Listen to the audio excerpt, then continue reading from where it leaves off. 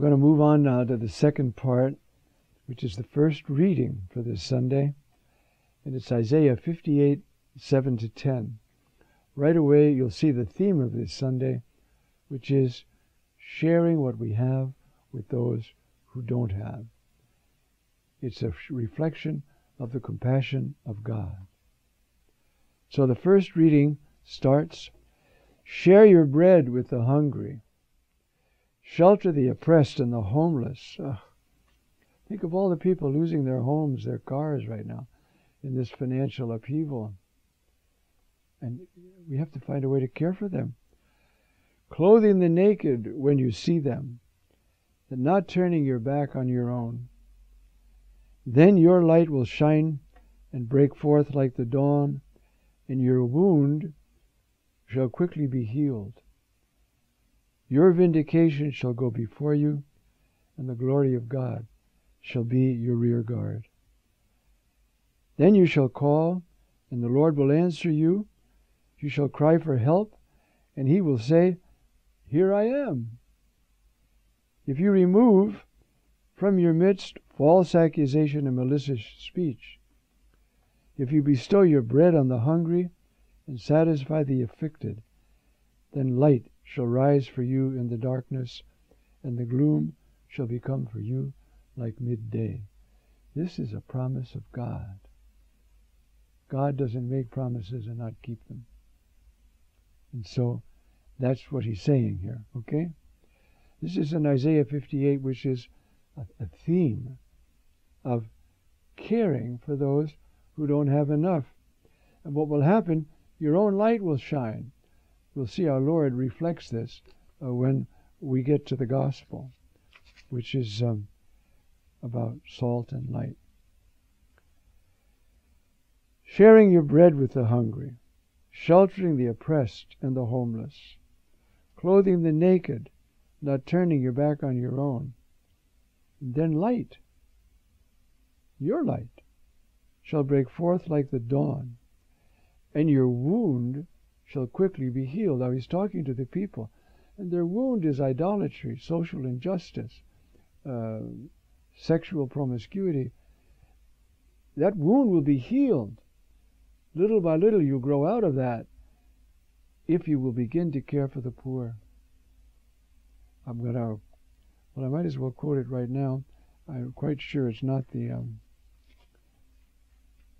text we're going to have. 1 John 3:16. It says there, "In this we know the love." Tin agapin. "In this we know the love, that he gave his life for us." So we too ought to give our life for each other. Therefore you see again this notion of the obligation to imitate Christ. He goes on to say, and this is his example of giving your life for another. If a brother sees a brother in need, hungry, and closes his heart to him, how can you say the love of God is in this man? The agape tuteu, in this guy, he's closed his heart to a brother who's in need. It goes on to say, now let us love not in word and talk, but in deed and truth. Now, there's a profound message in that text. It's not just that we love in deed and truth in the sense that we do something, but we love in truth. Now, truth for John means the revelation of the Father. And this touches on the gospel. If I love, if I'm generous, if I give of my time, if I give of my goods, people will see the Father. And that's preaching the gospel. I once had a student who wanted to do a doctorate on social justice. I said, do it on Matthew 5:16, which we'll see in a moment. You see, people will glorify God when they see you act like God. Show people who God is. Loving, compassionate, generous, truthful, untouched by darkness. We won't get that far, but we can approach it. Okay, Now, there's a beautiful line in here that I want to accent for a moment. You shall call and the Lord will answer. Guaranteed. If you're sharing the bread with the hungry, sheltering the oppressed, now do you see the difference between Christian social action and any other kind? Christian social action shares in the very generosity of the Father and reveals the Father. The motive is not just to fix up this world. When I was a young priest, I was mad at the social injustice. Of course, those were the 60s. I was ordained in 56, and everybody was, And somebody stopped me short. I don't remember exactly what they said. I do remember what they said. I was arguing with Catherine Doherty up at Madonna House. And she said in her Russian accent, all we need is love. And I said, Catherine, you got to get rid of Daley in Chicago. He's oppressing the poor. And she looked at me. She said, all we need is love. Well, I thought she was a little bit simplistic. But now that I'm even older than she was when she said it, I realize all we need is love. Because whatever people need, if we have it, we'll give it to them. But it comes because the love of the Father is moving us, not because we're angry. A lot of social action comes because suffering people bother me. And I don't want to be bothered, so I'll fix them up, and now I'm self-satisfied. Not all, of course. But we don't fix people up so we'll feel good. We fix people up so they'll feel good. And that means all we need is love. Okay. So, then your light will shine. And then, this is so beautiful, you shall cry for help, and the Lord will say, Hineni, behold me.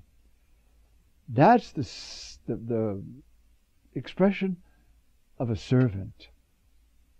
If you look at the beginning of the sacrifice of Abraham in Genesis, first we're told God put Abraham to the test. And then the Lord said, Abraham, and he said, Hineni. And I was at a lecture once in Jerusalem by this really great rabbi. I was over at Hebrew University, and I knew enough Hebrew to follow. I wasn't doing great, but I could get this part. And he was lecturing on Rashi, a great medieval Jewish commentator. And he came to that line, and we were doing the sacrifice of Isaac. And he said, all right, it opens up, Hineni. And he quoted Rashi. The sign of a man completely dedicated to God is that he agrees with God before he even knows what he wants. I thought, I've never forgotten that. That was 35 years ago now, or something. And so you see, you call on me, and I will say, Hineni. I'm here at your service. God will say that. That's how much he detests the way we don't take care of each other. Now, they say, I've never tried to verify this, that one of the mistakes here was that Luther said, care for the poor is the work of the state. So we kind of turned it over to the state. States don't get anything right. We all know that. They're too big. There's too many people with only power in their mind. How are they going to take care of the real poor? Now, we've got a pretty good system in some ways. But are these poor coming to know Christ? Do they have a hope for their life? A reason for living? Or are they just trying to, get more for themselves and their kids? And that's as far as it goes. Do we reveal God to them? You see how important this is. And so, see, if you bestow your bread on the hungry and satisfy the afflicted, then your light will shine in the darkness. and the gloom shall be for you like noon. That is Isaiah. Now this text, you see, is the beginning. And this first reading, therefore, sets the stage for what will be said in the gospel. Remarkably enough, the in-between reading also can help us this week. So, what is God saying here? He's saying, you become the servant of the poor, and I will become your servant. Pretty remarkable. I will say, Hineni, behold me. You see? Now, how do we take care of the poor? Love. First, of course, we organize things. If you're in a parish down in the inner city, and most of the parishes do a lot, you know, but it's got to be love. And that's why First John says, you see, let's not just love in word and tongue, but in deed and in truth. That is, do something, but do it in a way that reveals the Father, the love, the care, the generosity, the tenderness, the respect. All right, everybody, line up over here to get your soup. God doesn't say that. He says, there's soup here if you want it. I don't say we're not supposed to tell people to line up. I'm trying to make a point. We can get so hardened, so inured to suffering that we want to get rid of the suffering, but we forget to love. That's what I'm trying to say. We forget to love. And yet, I worked in a soup kitchen for a while. I've been around.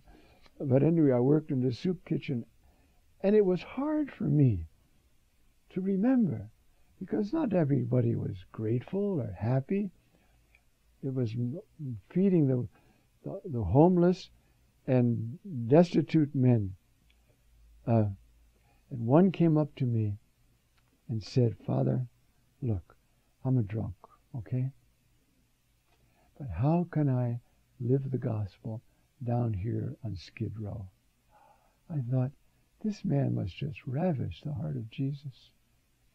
I said, do you ever roll anybody? You know, they're asleep and you take their money. Roll anybody to get money for drink? He said, no.